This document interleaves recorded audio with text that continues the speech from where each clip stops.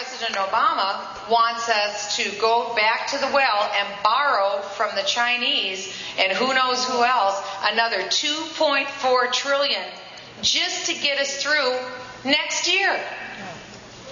We're only going to be worse off than we are right now.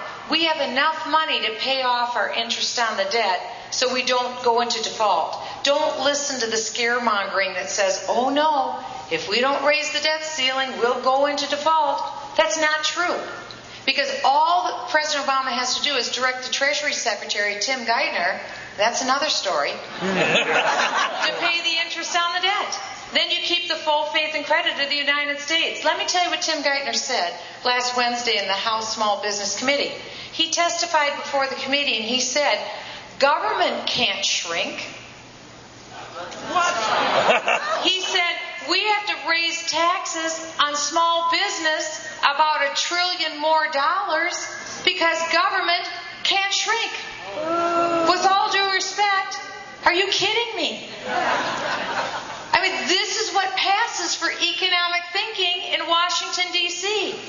You know, any parent would recognize if their child was doing that, you'd take that credit card, you'd get out the biggest scissors you'd have, you'd snap that thing in two. They wouldn't be allowed to have it anymore. We take in $2.2 trillion of your money every year and spend every dime of it.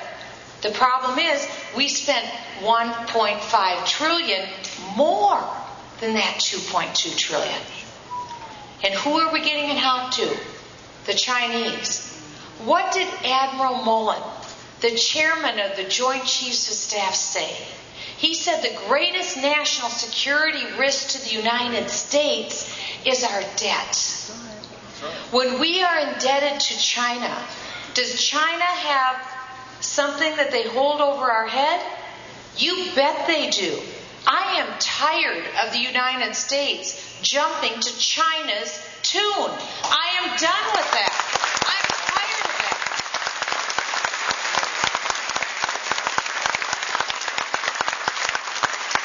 And I'm tired of OPEC's stranglehold on the United States. We need American energy resource production so that we can put OPEC in the stranglehold. We can supply our own energy. This question is from the overflow room from Jamie. What is your policy on Israel? Well, this one's real simple. I stand with Israel.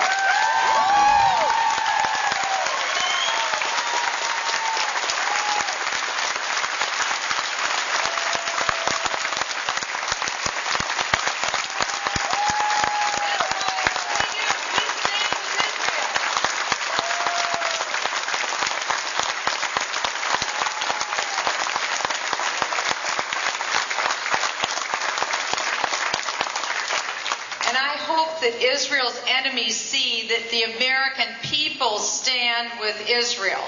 Barack Obama's statement was for a tiny minority of people. When Barack Obama spoke in May of this year and told Israel to retreat to your indefensible 67 borders, he did not have the support of the American people for that policy.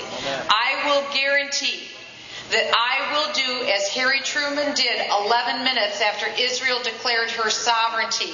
I will recognize Israel, I will stand with Israel, and I will tell Israel's neighbors, you're going to have to deal with us if you touch Israel.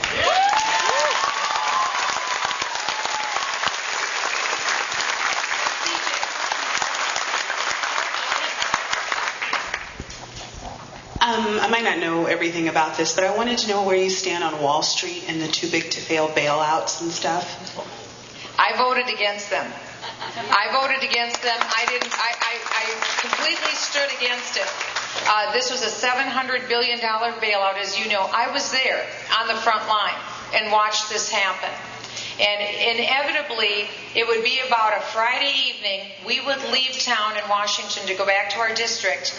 And then over the weekend, Ben Bernanke from the Federal Reserve, Hank Paulson from the Treasury Secretary, over the weekend, all of a sudden you'd find out they opened the Federal Reserve's discount window to a private investment bank, Bear Stearns, and gave them $29 billion in a loan. We have found out subsequently that they have opened that Federal Reserve window not only to private industry, but also to foreign entities and foreign banks as well. That's not what the Federal Reserve is for. Now, we didn't know that at the time. But what we did know is we saw one bailout after another.